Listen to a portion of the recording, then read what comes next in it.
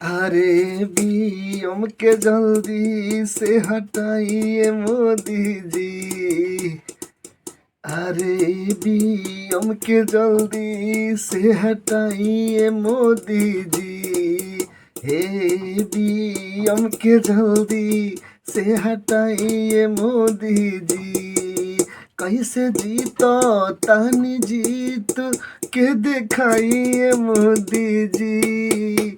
हे बीएम के जल्दी से हटाइए मोदी जी। हे बीएम के जल्दी से हटाइए मोदी जी। बॉलेट पेपर पर चुनाव अब कराइए मोदी जी। बॉलेट पेपर पर चुनाव अब कराइए मोदी जी। हे बीएम के जल्दी हटाइए मोदी जी। हे बीएम के जल्दी हटाइए मोदी जी। कैसे जीतो तानी जीत के दिखाइए मोदी जी।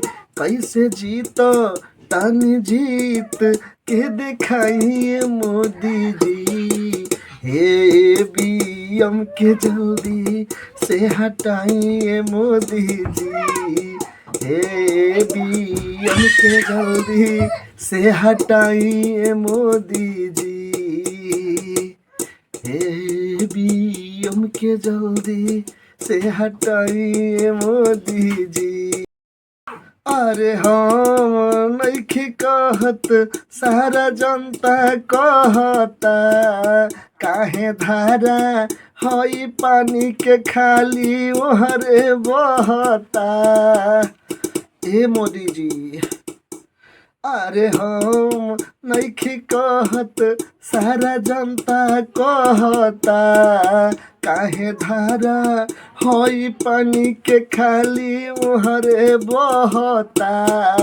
तानी धार एहरो अब बहवाइए मोदी जी। तानी धार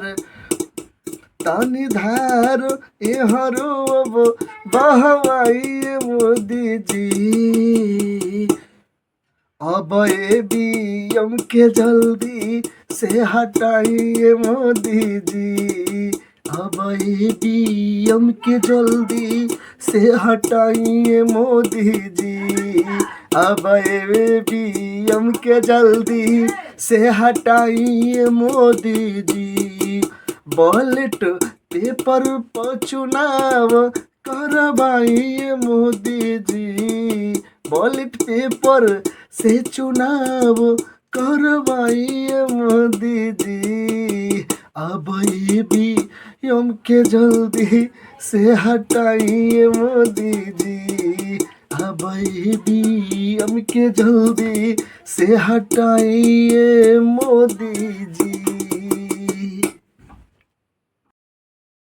हम बतमानी जनता के, बतमानी जनता के एके हटाई।